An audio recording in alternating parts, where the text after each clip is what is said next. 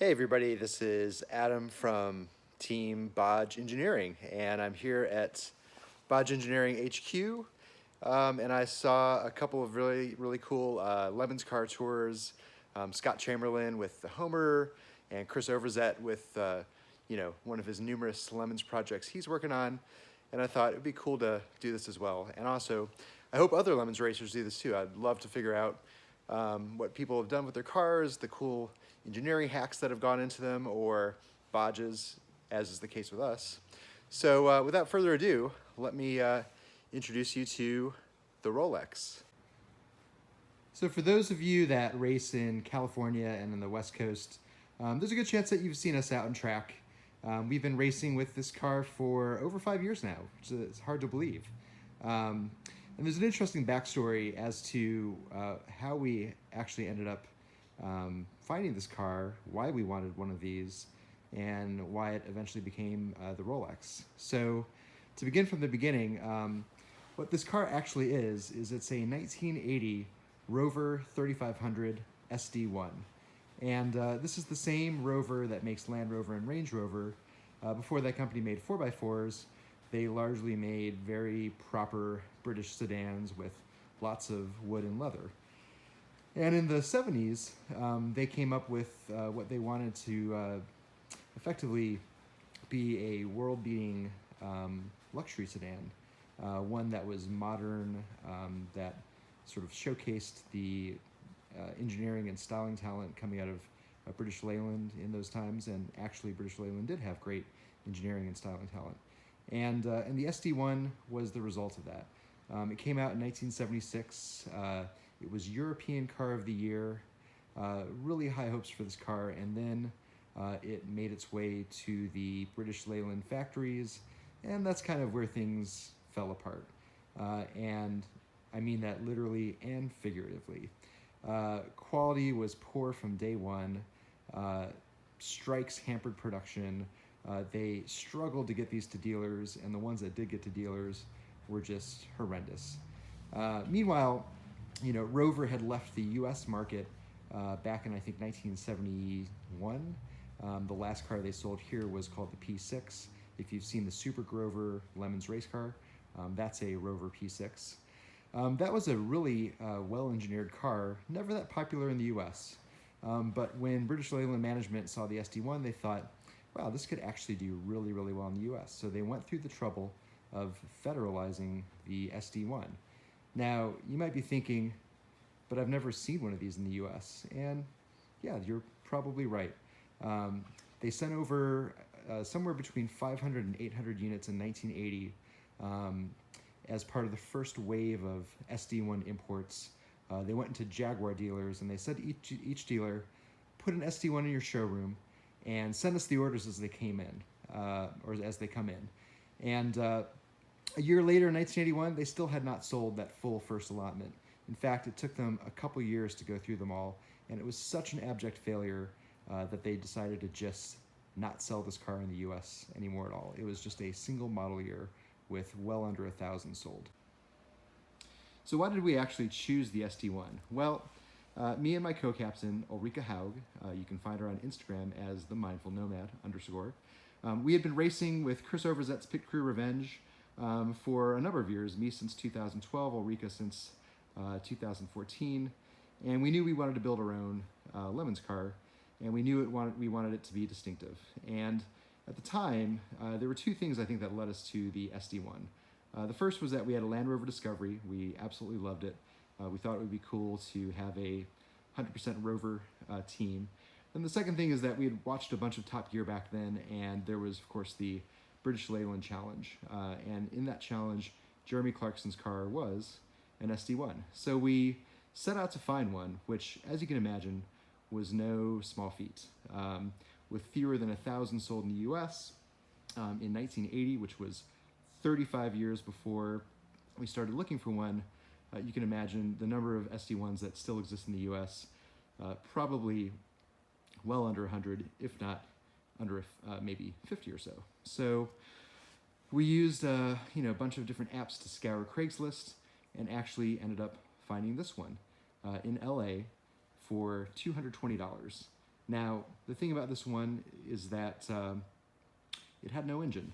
The person that we bought it from was one of the top restorers of Facile Vegas in the US. You know, Facile Vega is a very expensive hand-built French luxury car from the 50s that typically used Chrysler Hemi V8s. So this person had bought this SD1 with the idea that they'd take the Rover V8 out of it, put it into a Facile Vega, and send the shell to a junkyard. Before they sent the shell to the junkyard, they threw it on Craigslist to see if anybody wanted it. And of course, we happened to come across it, and we bought it. Now, just to add to the backstory, no, the Rover V8 actually turned out to not fit in a Facile Vega, so that person's experiment failed. However, ours succeeded. Now let's get into some of the interesting engineering that's going on in the Rolex. Initially, we started thinking about small block Chevy or a Ford 302 or 351, just because they're plentiful, easy to find in a junkyard, and lots of support for adapting to different transmissions and things like that. And so we started looking at junkyards. We started looking at prices for these engines.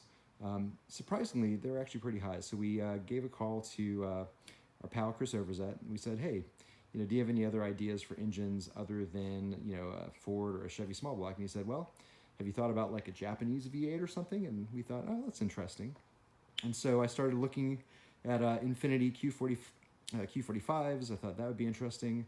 And then I started reading about the Lexus 1UZ FE, and all of a sudden it just clicked in my mind that if we put a Lexus engine in a Rover, we could call the car the Rolex, and the rest is history. So without further ado, let's take a look at our engine install here.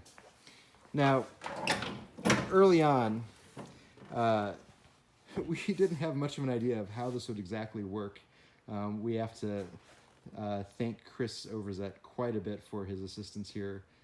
He helped in numerous ways to make this a reality. So what we have here, I'll come around to the other side. What we have here is the Lexus 1UZ FE V8. This is a 4-liter double overhead cam 32 valve V8 that was first used in the Lexus LS400 and the Lexus SC400. The one we have is actually from the Lexus SC400, which Chris forced Jeff Veer to sell to us. So we hacked apart one of the best cars of the 90s.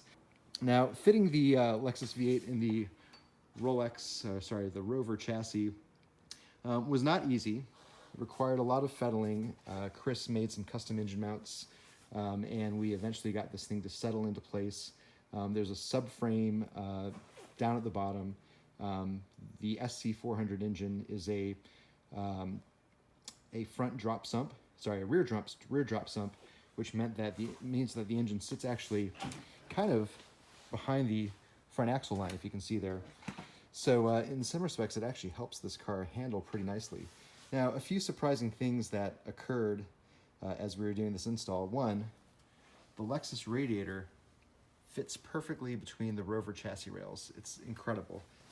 We did not expect that, but there it is. The other thing, the Lexus brake booster fits exactly to the Rover firewall, which fits exactly to the Rover brake pedal. That worked as well. It's incredible.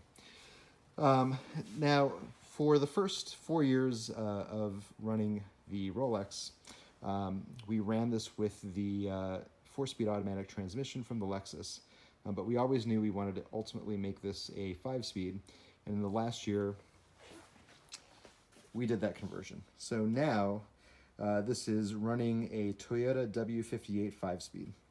This is the 5-speed that was found in the Supra, the Cressida, the Celica Supra, a number of Toyotas from the 80s and early 90s. It's not the most robust transmission, but it held up pretty well for the 2 races that we've ran it so far. So far, so good. So as I'm sure you can imagine, fitting the Lexus engine into the Rover chassis was one thing, but actually getting it to run was something else altogether. The first race that the Rolex had was semi-legendary in that it arrived at the track starting but not catching, and we spent the entire race up until the last 45 minutes working on the wiring to actually get this thing to run, and we finally got it out on the track for the last 2 laps. But effectively what we had to do was we had to transpose the entire Lexus wiring harness into the Rover body. And again, certain things actually fit really nicely, like the relay and fuse panel from the engine compartment fit right in. You know, we've got our clutch master behind there, and the brake booster next to it. But overall, man, wiring this thing was seriously painful. And that first race was simultaneously trying experience, but also felt very victorious to get this thing on the track. We've kept a couple of other things from the Lexus. You can see we've got the cluster. The cluster, primarily we've used it for the engine temperature gauge, the tachometer, and the check engine light so we can do diagnostics. However, the temperature gauge isn't that reliable.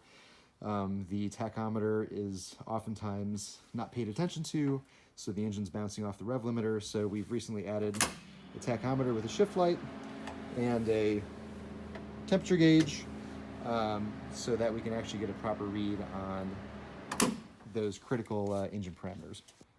Continuing with sort of the Frankenstein nature of the Rolex driveline, we start with the Lexus engine, we go to the Toyota transmission, and then we go to this.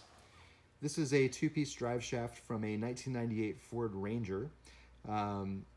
Surprisingly, it's almost lengthwise was perfect for this odd installation we did. This is a custom adapter from the to go into the Toyota W58 transmission. It just goes into a standard Spicer 1310, and then we go back to the carrier, and we go back to the flange back here.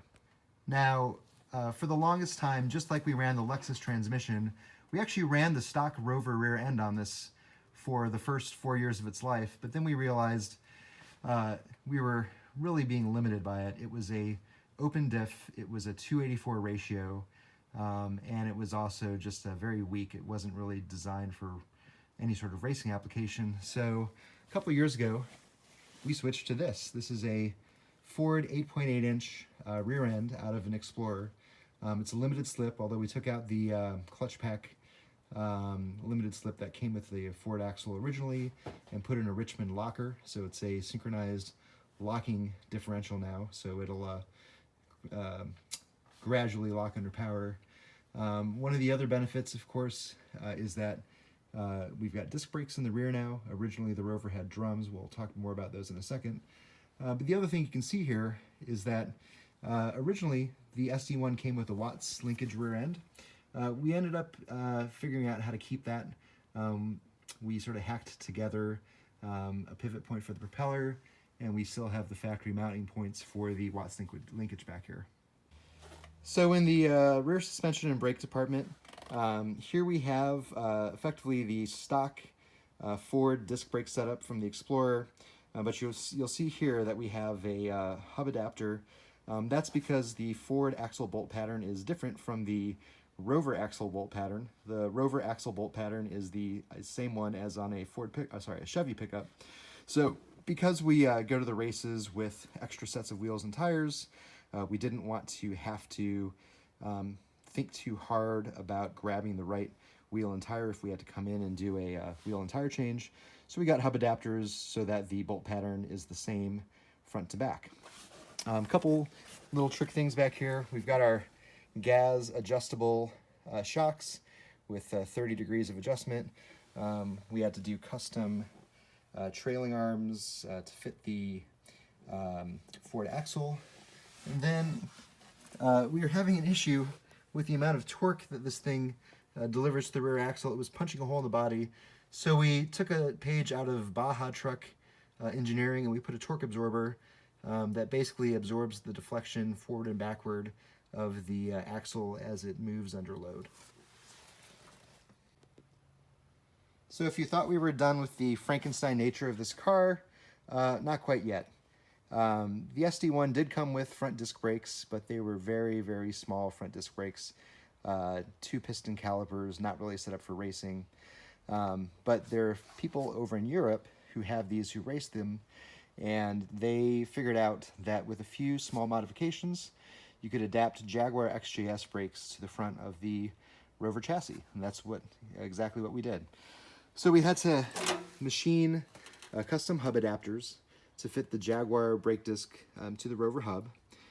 We had to modify these Jaguar calipers, but it all fits together. It all works very, very nicely.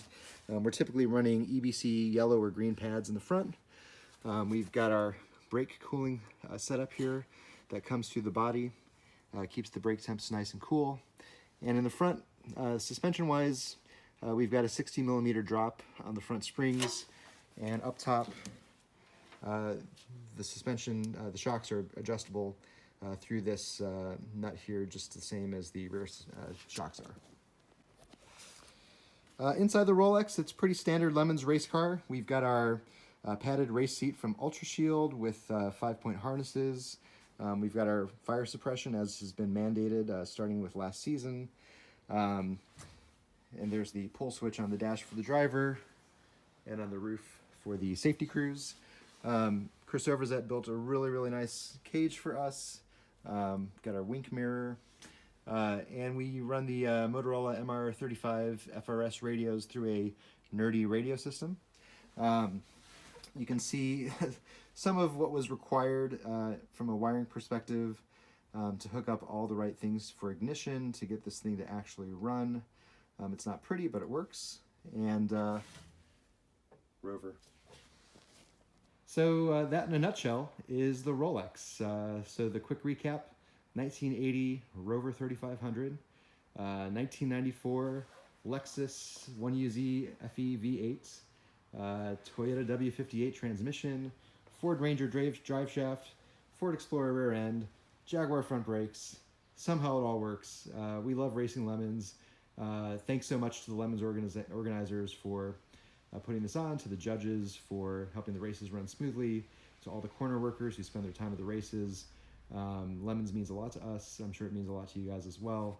So thank you so much for creating something like this that we all love. Hope everybody is staying safe out there. And if anybody else has the time and wherewithal to make a video like this, I'd love to see it. It's just fascinating to understand what people have done to make their Lemons cars.